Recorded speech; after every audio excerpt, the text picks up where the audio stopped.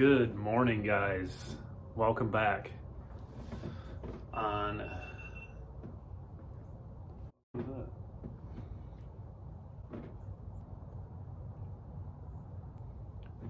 Good morning, guys.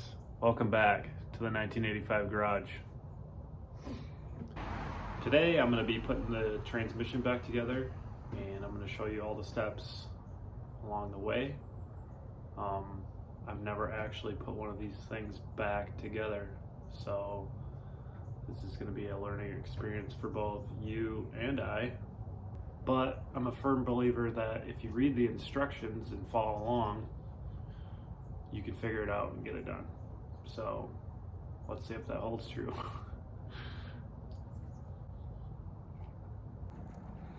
So what is step one? Step one is going to sound kind of counterproductive because step one is removing the input shaft bearing.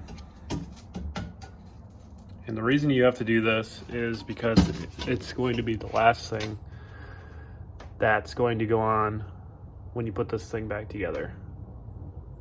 If you put it in, or if you left it in, when you're reinstalling all this, it's just going to push it back out. So you'll see at the end when I put it back in. But step one is to remove the input shaft bearing. So there's a shot of the input shaft bearing. Just like the output shaft bearing, to get this out, you have to heat up this surrounding area where the bearing is pressed in. There isn't any bolts in the way on this one. So, like I said, you're gonna heat that up and it's gonna come out this way. I usually take my punch and just punch lightly on the outer race. If you have this heated up enough, this should come out fairly easy. So if it feels like it's stuck or anything, don't force it. Just keep heating this area right here and try again.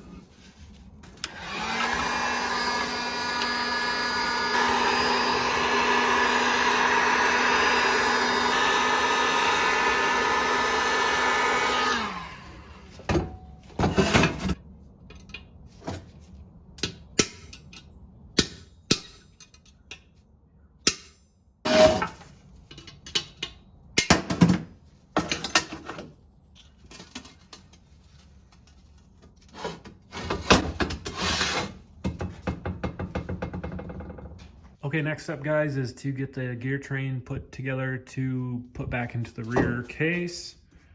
You want to make sure you get the lay shaft bearing in here, the counter shaft bearing. So it's got two sides. I put a little bit of grease on it so it stays in there, but I'll show you.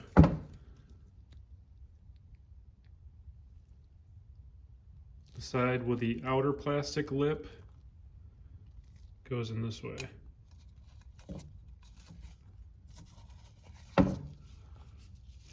Just put a little bit of grease on it so when we're flipping this upside down it doesn't fall out. But yeah, like I said, that one's brown. It's hard to tell on camera here. The one that goes on the front of the counter shaft has a black plastic cage around it. That's going to go on the front of the counter shaft later. But yeah, you can see this is the front because here's the input shaft here. So anyway, if you have a vise, this is what I do to get this ready to be put back on. I zip tie the counter shaft to the gear train. See how they're meshed? On another thing, if you guys messed with synchros or whatever, or messed with the gears while it was out, make sure you're back into reverse gear and second gear, just like I had you do when we removed it from the rear case. Just do that again, and then put this shift fork on without a rod, this one on and this one on. and then you can zip tie it like I did so they don't move around much. And then we're going to heat up the inner race of this bearing, the output shaft bearing, to get it expanded out a little bit. And we're going to put it on. So let's do that. Here we go, guys. Heating the inner race on the output shaft bearing.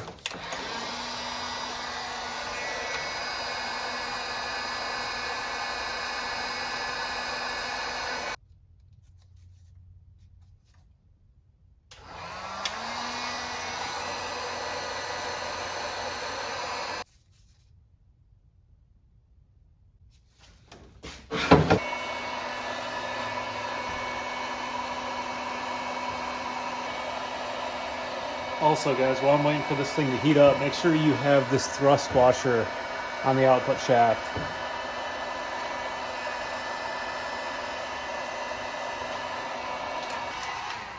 Let's give it a shot.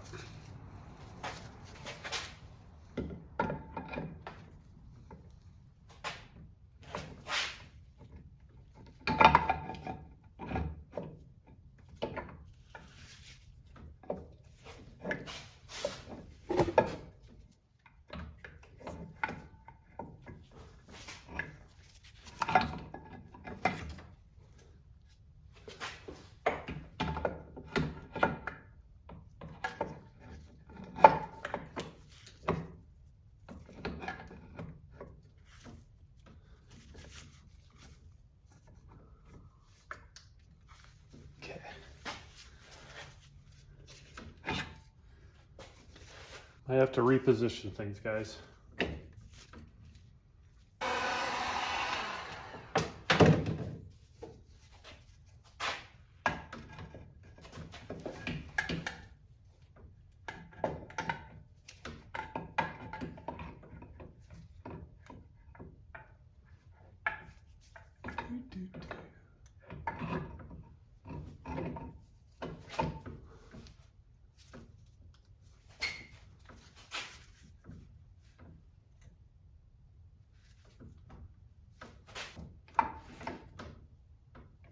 I think we're in, guys.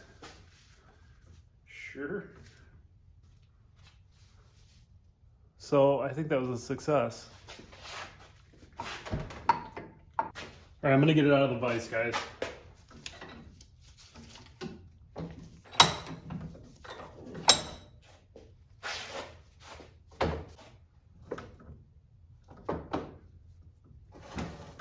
Guys, when you put this back together, make sure it's like this in the vise. Let gravity help you. If it's the other way around, if this is facing down and you're trying to pull it up, the 5th gear synchro is going to pop apart, and then you're going to have to take it back apart again, get it all back together. So make sure you got gravity working on your side like this. So once you've gotten the output shaft pressed in all the way, or pulled in to the rear bearing, now we're going to be working right here. We're going to be installing the 2 shift rod detent balls. Grab some grease, slather it on. One goes to the left and one goes to the right. You'll see the holes in there. Probably can't see with my head in the way. There goes one.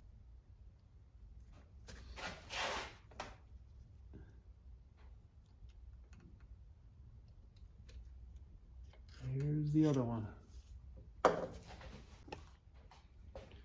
Okay, once you've got the shift rod detent balls in, we are going to flip it around.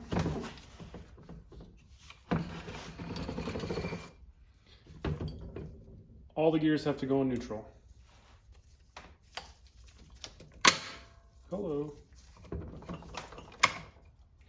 Neutral. Neutral. And neutral. Okay, guys, grab your 3rd, 4th shift rod. Make sure you still have the little pin in there. and put a little grease on it using the red line assembly lube. You're going to install it so these little cutouts are facing up.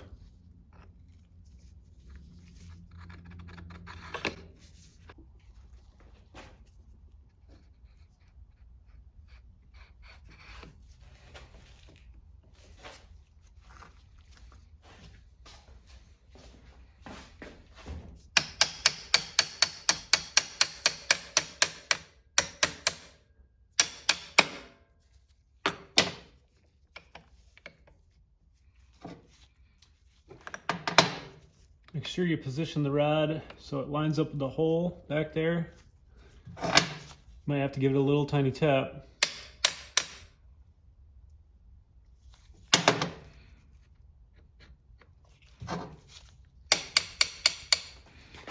Line up the roll pin hole like so. Find yourself the roll pin. You're supposed to use a new one, but I am not. Should be fine. So you're going to drive it in, but you're going to want to support the rod so you're not putting too much pressure so it's getting cocked in the bore back there. So let's see what we can do. So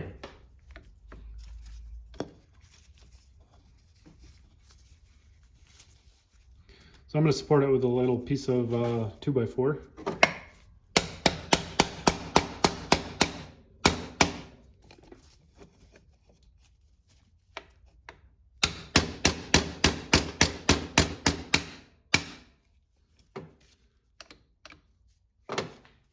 Center home flush.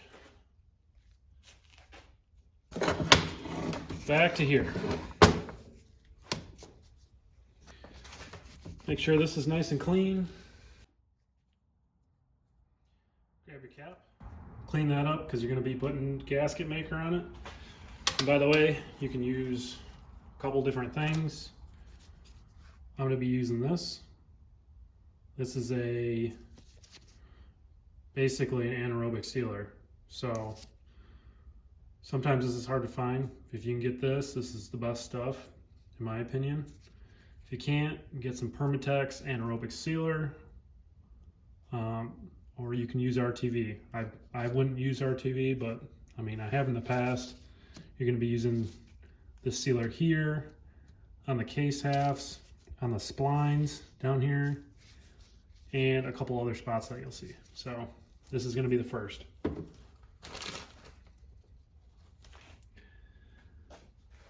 So, detent ball. Another one right there. One more right here. Now you're going to be putting the springs in. Here's the springs. Some of you guys are going to have 3 of these springs that are the same length, and others are going to have 2 that are the same length and 1 shorter one. If you have the shorter one, it goes here, closest to the selector shaft.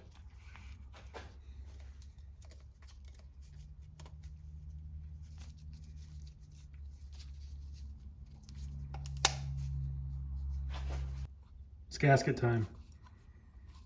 For those that are using this stuff, comment down below on what you think it smells like. I haven't been able to figure it out, but I think it smells pretty good. Almost like pineapple or something. Anyway. Paint some on here.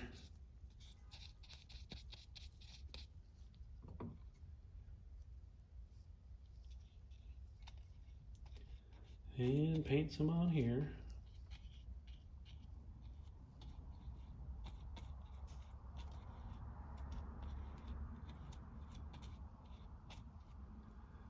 Okie doke.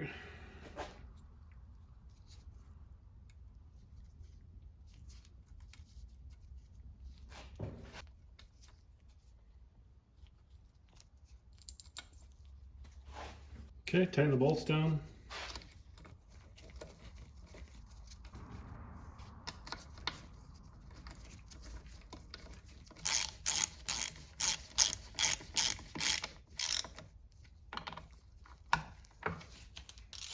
You guys want to torque them to spec, that's cool.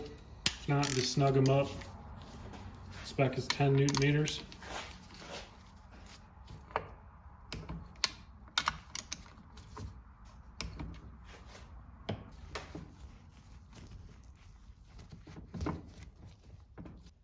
Okay guys, next up, shift rod operating lever. Remember this guy? Put the pin in this way, drive it into about right there.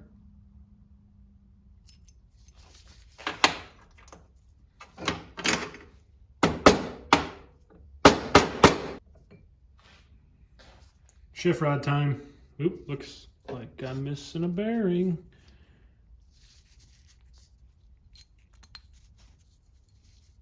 Make sure all 4 of your bearings are on there. Coat it in grease so they stay on. Using my other grease, my molybdenum.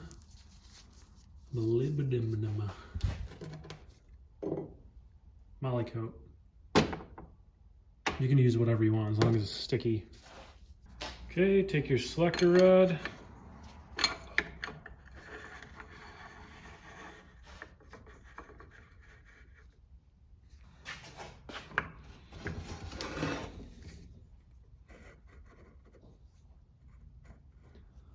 Line it up like so.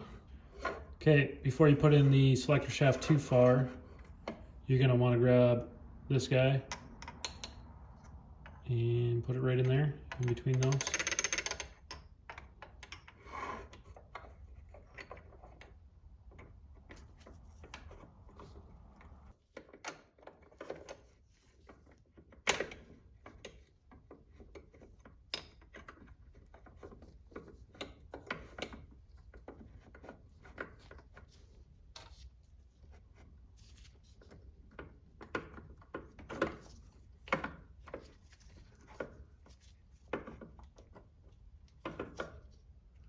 Okay, line up your roll pin hole.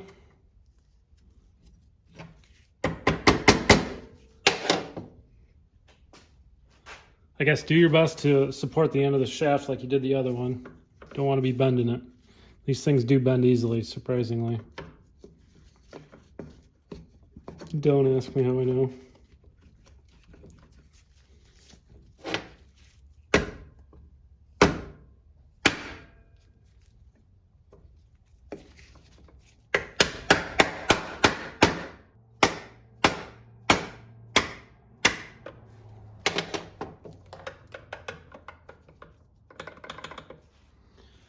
Shift operating rod with this little cutout goes in next, right in there.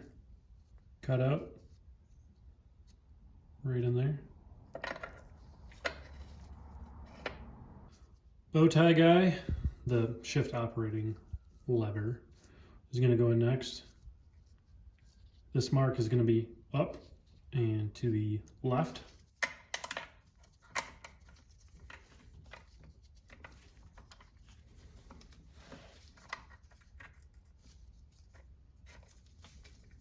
Put your pin in with a little grease, because why not? This side up.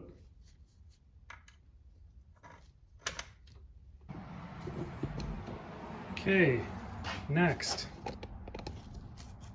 reverse gear. Paint that with gasket sealer. Clean it up first.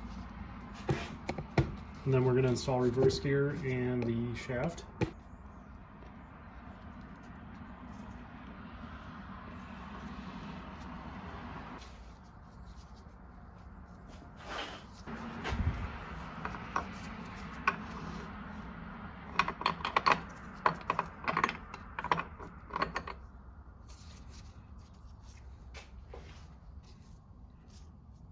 Take this bad boy.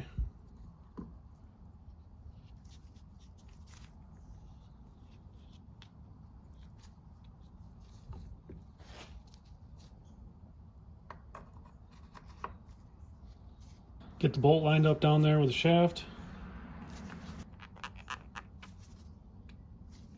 A little bit of thread locker.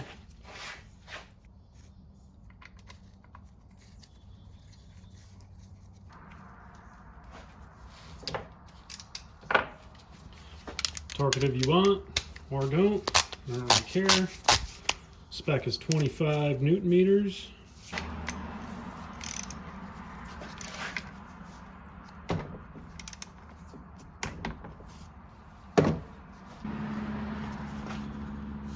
Take this retainer. It's got a little pin that goes there. The bolt goes there. Put it in there. Put your bolt in. 25 Newton meters. Before you go tightening it down, you're going to put outward pressure on this. See that? And tighten it down.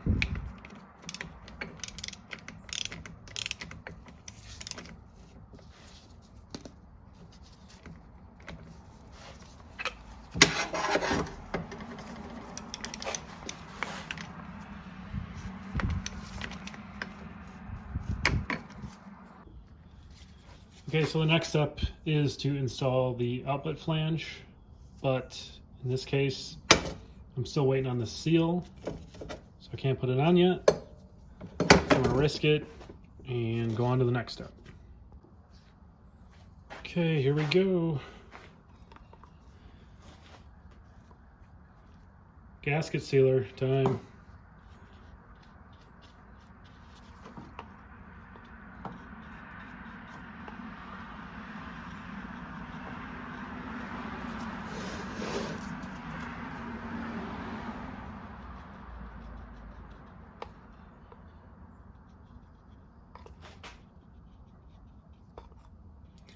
Copious amounts.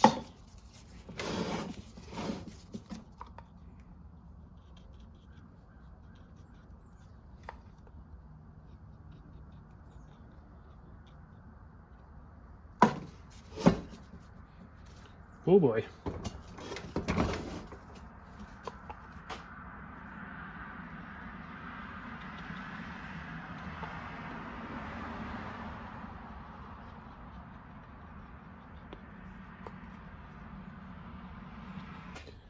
Also going to put some on there too.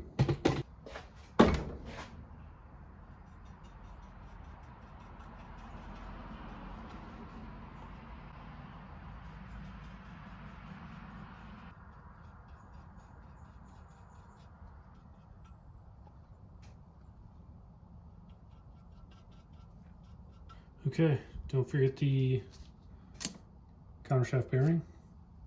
This side goes this way. And put your case on.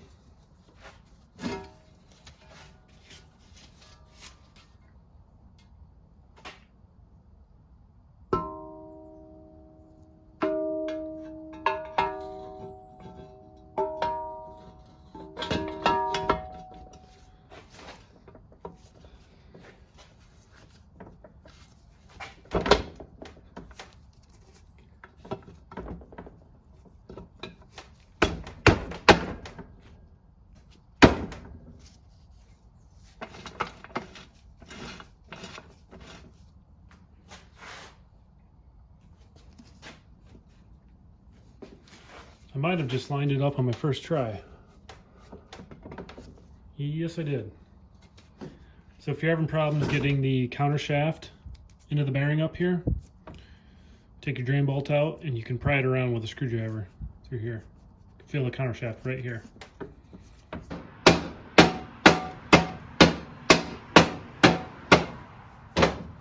Couple of love taps, because why not? Look at all that gasket sealer coming out. Nice. Okay. You're gonna put the 10 bolts in the back. And the pin up top, which I think I'm gonna do after the bolts.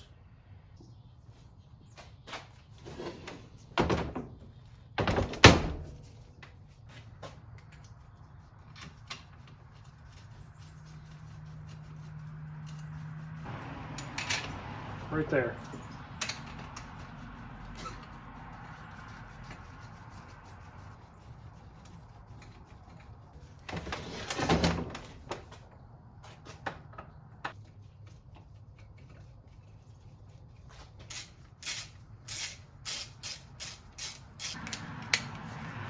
25 Newton meters.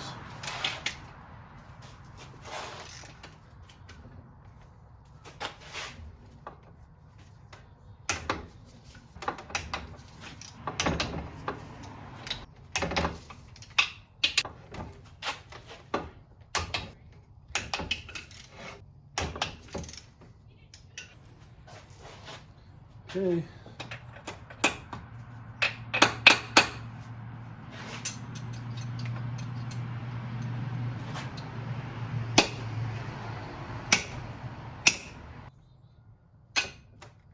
There it is, guys. Last of my thumb.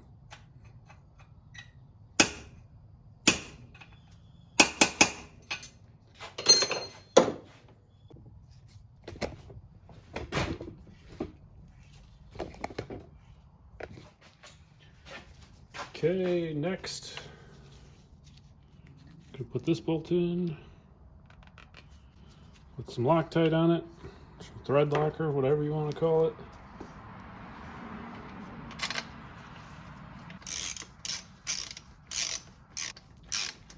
"25 Newton meters. I'm sensing a trend here. Basically, any 13 millimeter headed bolt is 25 Newton meters.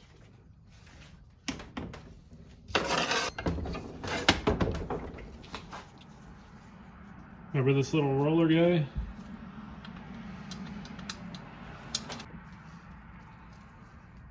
Make sure to install it like this, so it's oriented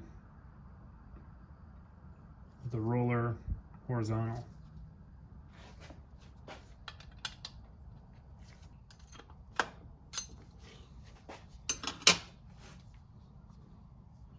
Spring.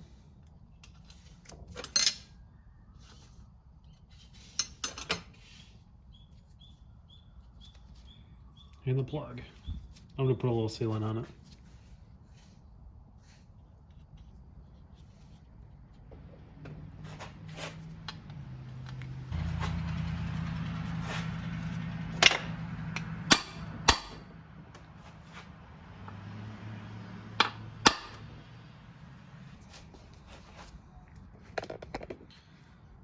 Backup light switch is gonna go in next.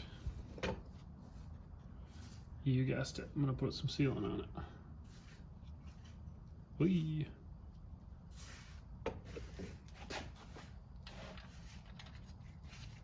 This is 19 millimeter and it calls for 10 Newton meters, or just snug it up.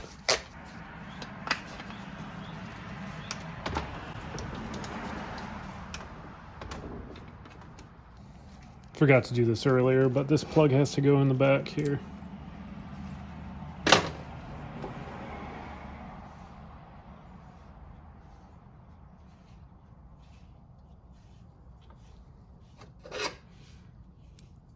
See how this goes.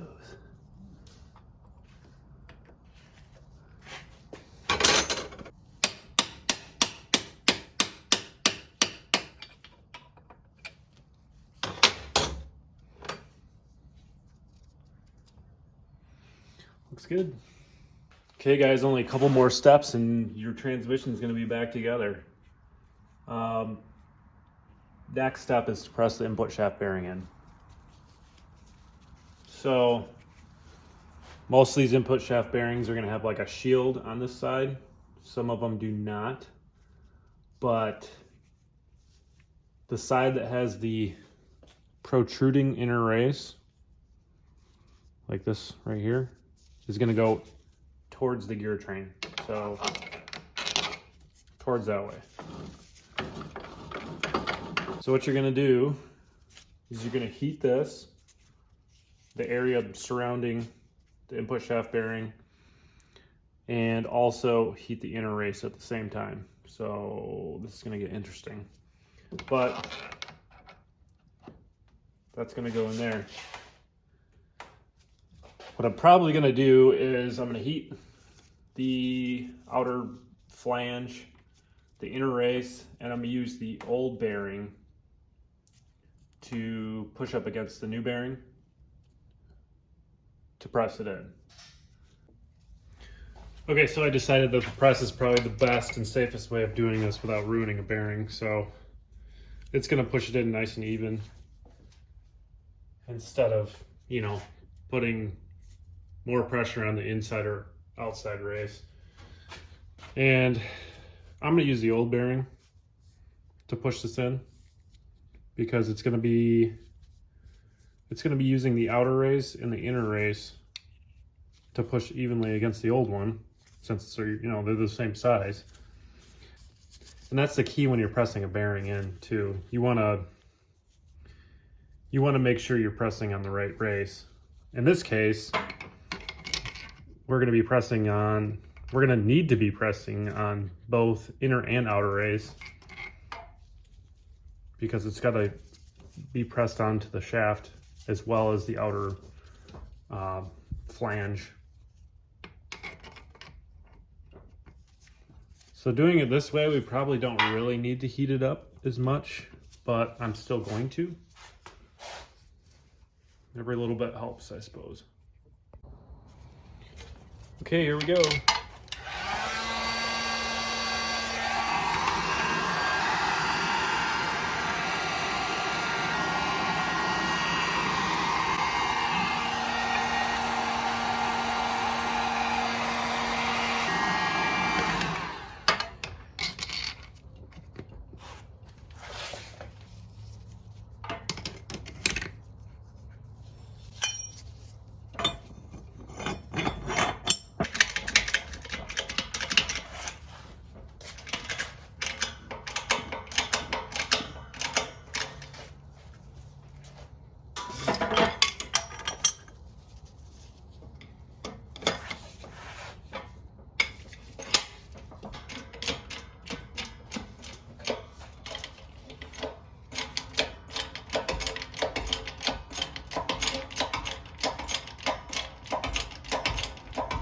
Okay, it's going in really nice and smooth.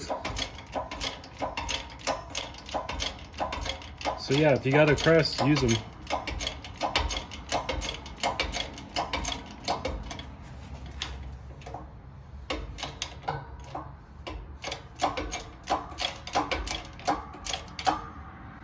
I think that's it.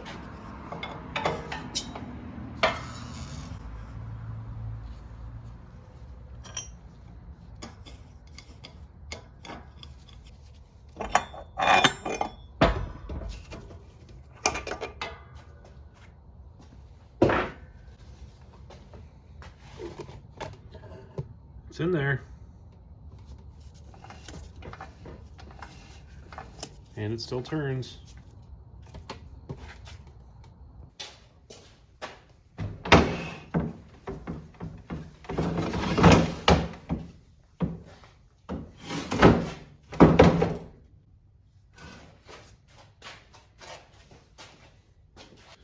Okay guys, next you're going to be putting your original spacer back on.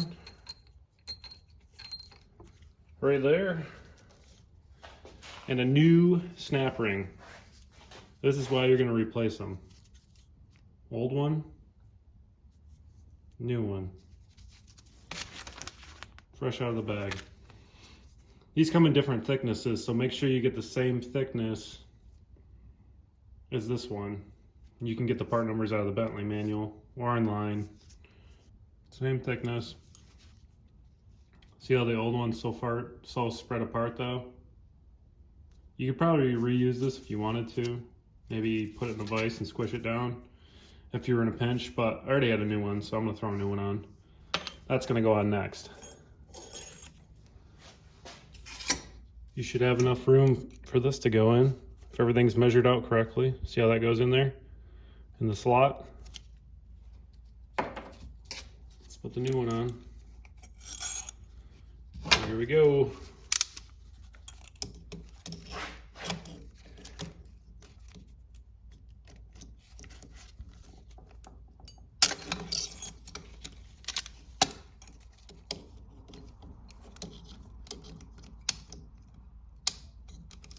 Dear BMW, why did you choose such a difficult snap ring? Could have just put some holes in it. Like everybody else, but no. Actually, it's not even BMW's fault. It's Getrag. So take that back. Sorry, BMW.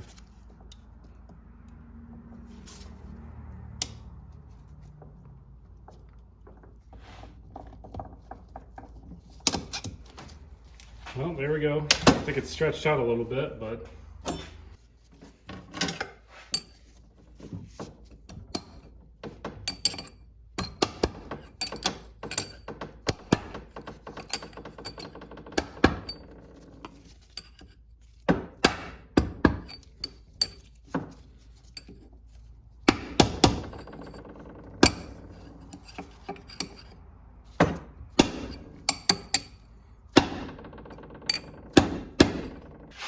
all right, guys, I got the snap ring in. It was kind of tough to get it to go down into the groove because it's really tight, which is good because I believe you're supposed to have 0 clearance or play, I guess I should say.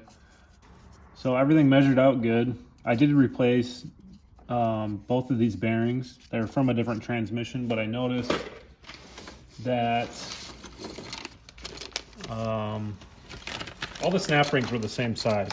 So I'm assuming basically all the transmissions that I had were basically built the same way, with the same bearing depth or thickness variation, I guess.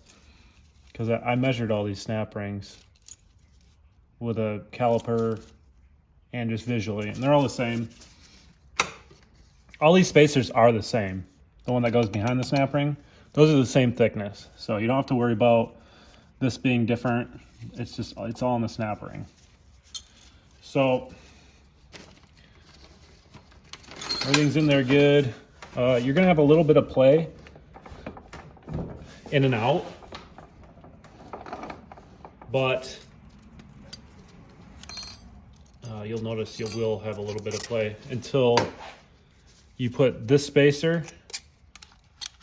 in here and then this on, because that sets the play here in addition to the snap ring.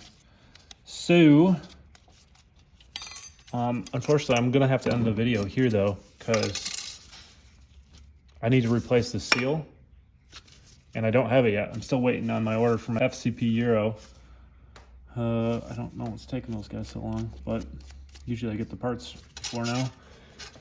So the next video, I will go through replacing this seal and putting gasket sealer on here. Also, I'll replace the rear output flange seal. That's why this guy's not on here yet. And install this. There's a little torque sequence you've got to do. So, but for now, I'm gonna end it here so I can get this uploaded and you guys can start watching it. And yeah, look forward to the next video. Thanks for watching, guys.